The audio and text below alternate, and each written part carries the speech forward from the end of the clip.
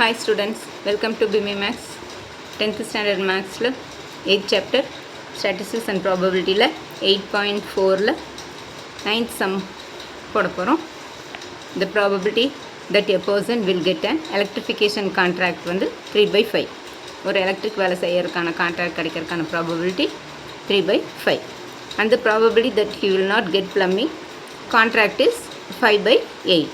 அந்த ப்ளம்பிங் வேலை செய்யறதுக்கான கான்ட்ராக்ட் கிடைக்காததுக்கான ப்ராபபிலிட்டி வந்து 5/8 கொடுத்துருக்காங்க. The probability of getting at least one contract is 5/7. ரெண்டில் ஏதாவது ஒரு கான்ட்ராக்ட் கிடைக்கிறதுக்கான ப்ராபபிலிட்டி வந்து 5/7. What's the probability that he will get both? இப்போ ரெண்டும் கிடைக்கிறதுக்கான ப்ராபபிலிட்டி என்ன அப்படின்னு கேட்டிருக்காங்க.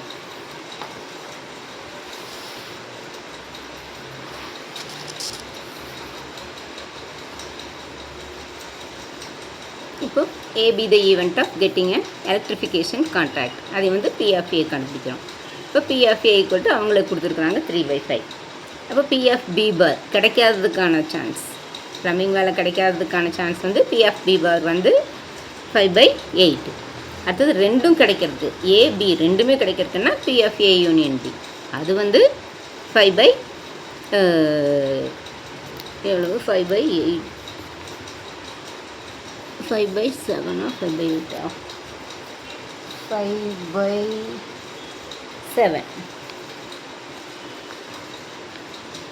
5/7 கொடுத்துருக்காங்க A யூனியன் B. அப்போ A இன்டர்செக்ஷன் B ரெண்டும் கிடைக்காமல் இருக்கிறதுக்கான ப்ராபபிலிட்டி என்னன்னு கேட்டுக்கிறாங்க. இப்போ A intersection B equal to என்னன்னு கேட்டுக்கிறாங்க. இப்போ P of Bனா 1 minus P of B bar. அடுத்து P of B barனா 1 minus P of B. இப்போ P of B bar வந்து அவங்க கொடுத்துருக்குறாங்க 5/8.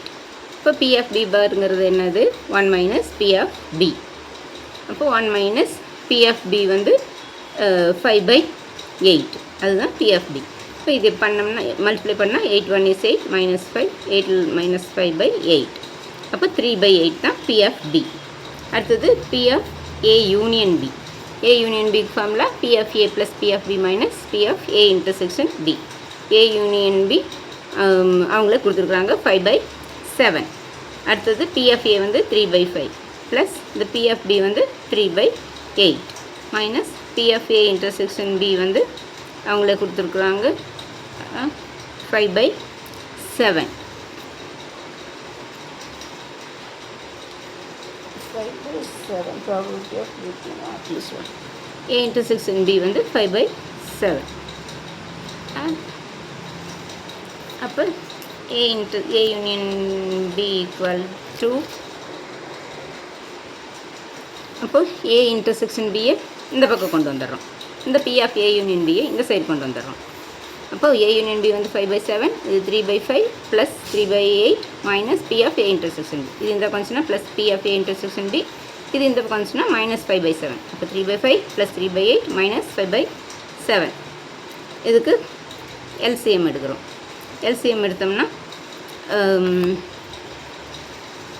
ஃபஸ்ட்டு 3 இன்ட்டு இது வந்து 8 7s are 56 இதுதான் வந்து LCM. 56னா இங்கே sorry A intersection B equal to 3/5 plus 3/8 minus 5/7. இப்போ இதுக்கு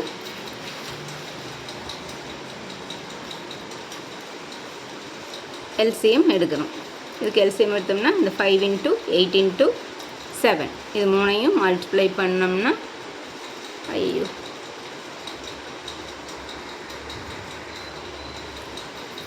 இப்போ இந்த 3 டேர்முக்கும் LCM எடுக்கிறோம். மூணையும் மல்டிப்ளை பண்ணோம்னா 280.